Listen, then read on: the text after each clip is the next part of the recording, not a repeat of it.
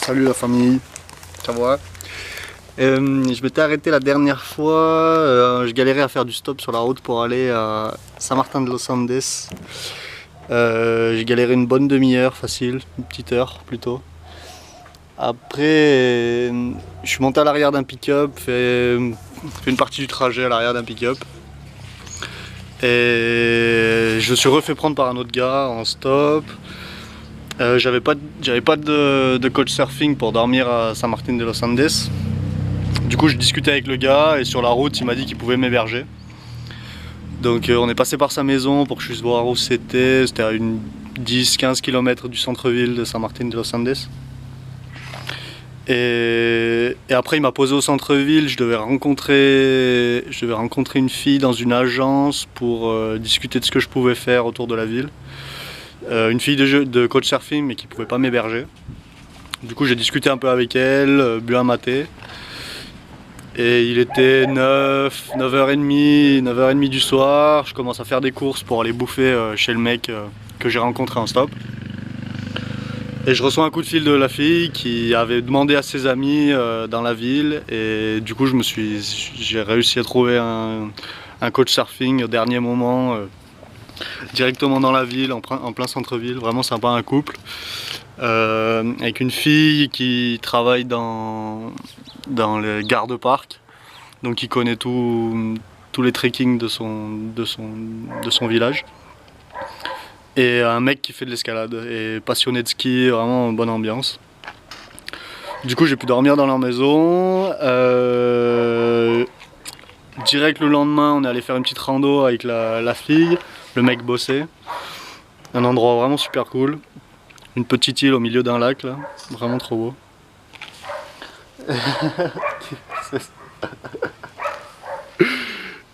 Et l'après-midi je suis allé grimper avec Ignacio le mec.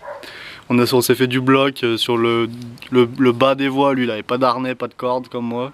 Du coup on a juste fait du bloc au pied des voies d'escalade. Vraiment bonne ambiance. Super sympa. Le lendemain, j'ai essayé de faire du stop pour aller à un lac.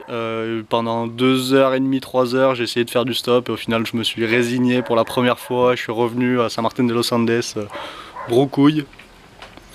Et j'ai profité de l'après-midi pour aller avec la fille encore. On est allé à un autre belvédère pour voir la ville de très haut.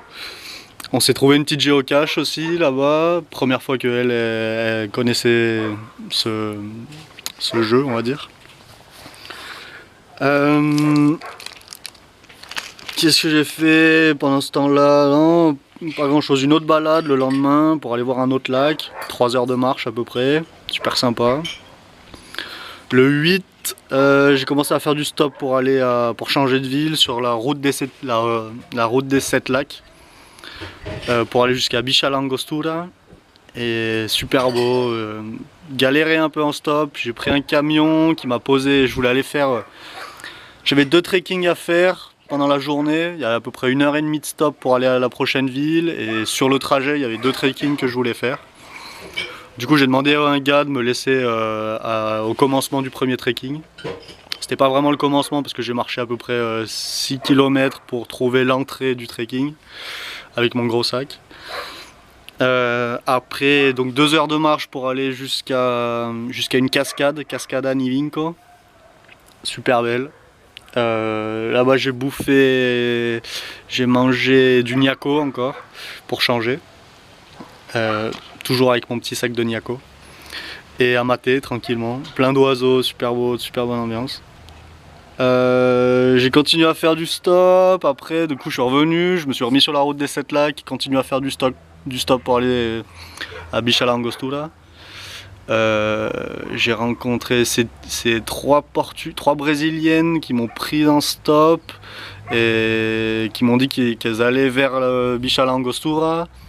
Et en fait, elles escortaient une vingtaine de cyclistes. Du coup, on allait à la vitesse des cyclistes. Et c'est vrai que pendant 1h30, on a fait je sais pas, une vingtaine, 20-30 km quoi, mais vraiment que dalle quoi. C'était sympa, mais j'ai perdu beaucoup de temps à ce moment-là quoi. Et elles m'ont même pas posé à la ville, elles m'ont posé bien avant. Du coup j'ai refait du stop, là c'est un mec qui m'a pris et je voulais faire le deuxième trekking, 1 heure de marche aller-retour, juste pour aller voir un petit lac, un beau lac. Et on a parlé, et en parlant on est passé devant l'endroit où je voulais faire le trekking et on s'est pas arrêté et je m'en suis rendu compte que plus tard. Du coup il m'a posé un endroit, il y avait 6 km de marche dans le sens inverse pour retrouver le début du trek. Donc au final j'ai laissé tomber quoi. Gracias. Que rico. Mira, c'est phénoménal. Perfecto. Voilà, galérer à faire du stop. J'avais un coach surfing pour Villa Langostura, donc au final je suis arrivé dans la ville. J'ai rencontré Ricardo, Richie, super sympa, qui vit tout seul dans sa maison, un jeune, bien cool. J'arriverai jamais à faire mes vidéos en aussi peu de temps en buvant un maté. Rico, Fede. Viene.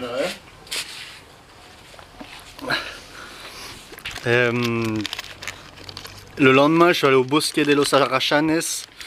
C'est un parc où il y a une sorte d'arbre qui s'appelle les Arrachanes, où il y a qui ont une écorce orange vraiment super bonne. Alfacor. Rico. Riquísimo. Dulce de leche. Muy bueno. Muy bueno. Donc Bosque de los Arrachanes.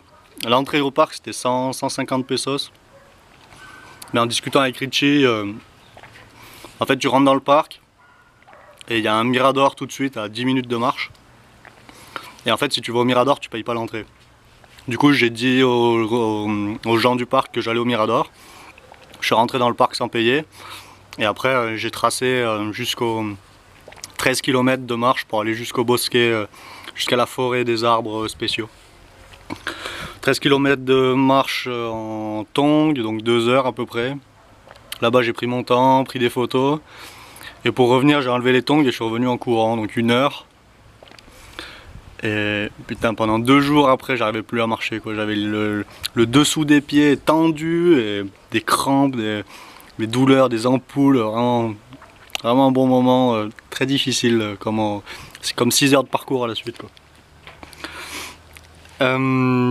Donc un mirador, le lendemain je voulais aller me faire un petit sommet, 4-5 heures de marche. Mais bon avec mes jambes dans cet état là j'arrivais à rien à faire. Du coup je me suis fait une petite balade.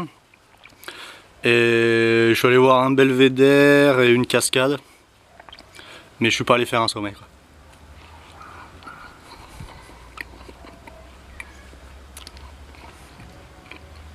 Désolé, hein, dommage. Le 11, Richie pouvait plus m'héberger. Du coup j'ai pris un bus avec lui pour aller jusqu'à Bariloche. Lui il continuait plus vers le sud, moi je me suis arrêté. Pour Bariloche, j'avais contacté une femme qui pouvait m'héberger. Du coup je lui avais dit oui. Après j'ai reçu un autre texto de 3 mecs qui faisaient de l'escalade qui pouvaient m'héberger. Du coup j'ai annulé avec la femme et j'ai dit oui au gars. J'ai tourné dans la ville jusqu'à 10h30 du soir en attendant le texto des gars pour me dire où est-ce quelle était l'adresse. Finalement j'ai reçu un texto pour me dire qu'ils ne pouvaient pas m'héberger. J'ai rappelé la femme qui ne pouvait plus m'héberger. Du coup je me suis retrouvé comme un con à 10h30 du soir au milieu de la ville et sans hébergement. Donc je suis allé me trouver un hostel pour la première fois et j'ai passé du coup la nuit dans l'hostel. Je me suis pas mal étiré, pas fait grand chose pendant 1 jour et demi je crois. Et après le 13, j'ai pris un bus pour aller jusqu'à Cathédrale. J'ai laissé 3-4 kilos d'affaires dans l'hôtel et je me suis dit que j'allais partir pour faire une petite rando de 3 nuits dans la montagne. 3 refuges différents, ça fait une traversée avec des vallées, des trucs comme ça. Du coup j'ai pris un bus pour aller jusqu'au premier spot. 4 heures de marche pour aller au premier refuge frais. super beau. Beaucoup de Français, plein de spots pour faire de l'escalade. Et du gnocco pour manger tout le temps, quoi, le soir et le midi à chaque fois. Je me suis fait réveiller par un petit peu froid la nuit, à 8 h du matin, le lendemain, un hélicoptère qui passe 3 fois pour poser des victuailles dans le refuge, donc réveillé par l'hélicoptère, super bonne ambiance. Donc le 14, le lendemain, je passe une nuit au refuge en tente, le lendemain, je rattaque une nouvelle, il y a 6 heures de marche à peu près pour aller au refuge suivant. Sur le chemin, je rencontre Eric, il s'appelle, un mec des États-Unis. Du coup on a marché ensemble pendant à peu près 5 heures, mangé ensemble, tout, vraiment nickel, super bonne ambiance. Permet de pratiquer un peu plus l'anglais, lui il parle pas trop espagnol. On est arrivé au prochain refuge Jacob. C'est là que j'ai rencontré Federico, le monsieur du maté. Et super bonne ambiance aussi. Et lui il est monté directement de Bariloche, directement à ce refuge là. Parce qu'il voulait faire un chemin un peu plus difficile, 8 heures de marche le surlendemain, enfin le lendemain, pour aller à un troisième refuge Italia qui s'appelle. Et il voulait faire cette partie un peu dure. Moi aussi j'étais chaud, du coup on était 2 partants pour faire ce trek. Eric il devait redescendre à Bariloche pour prendre un bus pour aller au Chili. Dans ce refuge on a rencontré aussi 4 Israéliens, 2 mecs, 2 femmes. Les femmes ne voulaient pas faire la partie dure de 8 heures, du coup elles sont redescendues, mais les 2 mecs sont restés avec nous. Du coup on se faisait un groupe de 4, avec Federico, les 2 Israéliens et moi. Et finalement Eric il a commencé à marcher 15 minutes le lendemain, il a fait demi-tour, il est revenu et il s'est joint au groupe parce qu'il voulait faire cette partie là aussi. Donc il a dit tant pis pour le bus et je reste avec vous pour faire la partie un peu chaude. Et du coup on avait un petit rendez-vous, on avait un meeting à 9 h du matin pour voir la carte. Donc le mec il dessine un plan sur une feuille de papier pour que tu puisses trouver le refuge. Et du coup on est parti vers 11 h du mat, on a commencé à marcher, sachant qu'on avait 8 heures de marche pour arriver jusqu'au refuge Italia, quoi. Donc tout, des cairns, des petites marques rouges une fois de temps en temps, la carte dessinée à la main. Le mec il nous avait montré des photos pour qu'on voit où est-ce qu'on devait passer et tout, donc il y a un peu carte au trésor, super sympa. Super bonne ambiance sur le chemin, on partage la bouffe, on partage tout. Vraiment excellent moment, quoi. Vraiment expérience de fou, quoi. Et après en arrivant au refuge Italia, il y avait 2 chemins possibles, soit un chemin en mode comme ça, quoi, assez long, assez chiant, ou alors la route, le chemin Italia comme ça, avec une partie en escalade, plus aérien mais plus sympa. Du coup moi je suis parti avec Eric dans cette partie là et Federico et les 2 Israéliens ils ont continué par l'autre chemin, quoi. Et le soir les mecs du refuge c'était des potes de l'Argentin, Federico. Du coup grosse bouffe, on s'est fait régaler, on s'est fait offrir beaucoup de choses. Vraiment très bonne ambiance, on a mangé tous ensemble, le lendemain matin aussi. Ils étaient assez chauds que je me balade dans la montagne avec juste mon kilo de gnocco, quoi, et sans rien d'autre. Mais bon voilà, super bonne ambiance. Je me rends compte que c'est pas mal aussi de se trimballer avec d'autres choses pour pouvoir partager. Moi j'avais le maté et ça a bien aidé à partager avec les autres. C'est avec les Israéliens, ils se baladent avec du popcorn, du thé, des infusions, un cache, enfin beaucoup de choses, quoi. Ils ont des sacs vraiment impressionnants, quoi. Eux ils sortent de 4 ans d'armée et quasiment tous, dès qu'ils sortent de l'armée, ils partent à voyager dans le monde, quoi. Donc il y a beaucoup d'Israéliens dans le coin. J'ai goûté dulce de leche avec gnocco quand même au petit déjeuner. Super bon aussi. Des petits sachets de condiments là, avec des herbes un peu épicées pour mettre avec le gnocco aussi, pas dégueu. Du coup Federico reste au refuge de Italia et moi je continue avec Eric et les 2 Israéliens sur le prochain refuge et redescendre. Donc ça faisait à peu près On avait 4 heures de marche jusqu'à un sommet, et après 2 heures de marche pour redescendre jusqu'à Bariloche. Pareil, toujours aussi bonne ambiance, partager la bouffe, prendre des photos, faire les sommets ensemble, galérer, vraiment trop cool quoi. Se perdre, pour redescendre, on est redescendu trop bas, on a dû remonter pendant une demi-heure, 1 heure, et redescendre, vraiment super cool. Donc 7 heures de marche à peu près pour la journée. Et après, on change complètement d'ambiance, on se retrouve dans un bus tous serrés avec nos sacs à dos après avoir passé 4 jours dans la montagne, libre de tout le monde. Et on se retrouve dans cette ambiance très fermée, ça fait hyper bizarre, on a l'impression que tout est très fort, que tout le monde parle fort. Donc ça change beaucoup. Du coup j'ai emmené Eric dans l'hôtel où j'avais passé la nuit, j'ai retrouvé mes fringues, j'ai retrouvé des potes argentins que j'avais rencontrés à la première nuit que j'avais passé là-bas. Et Juan qui s'appelle.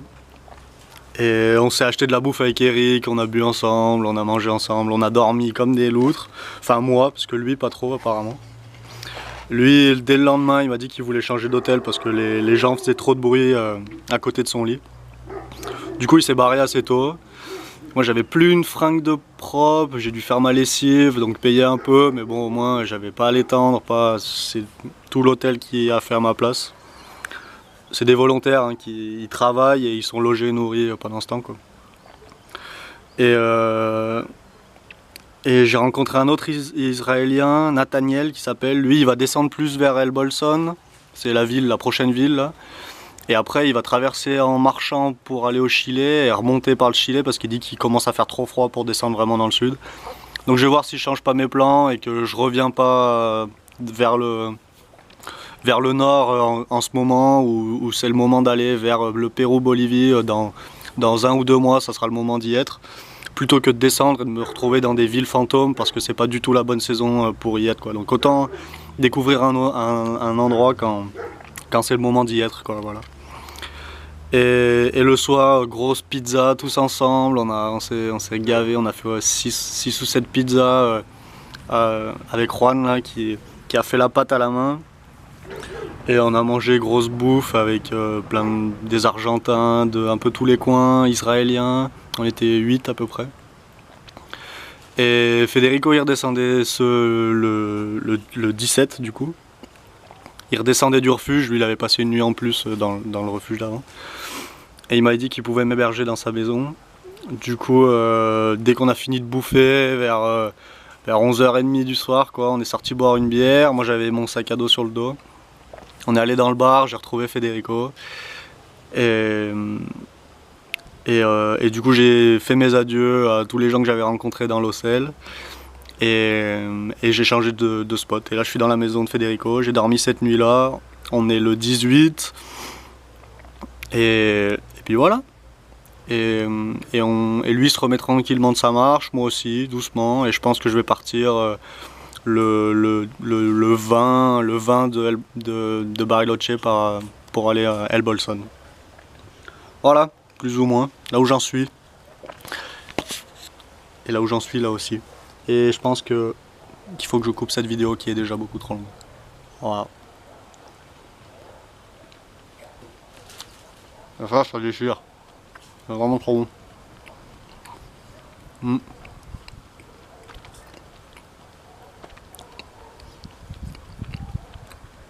Des bisous chocolatés. Ciao.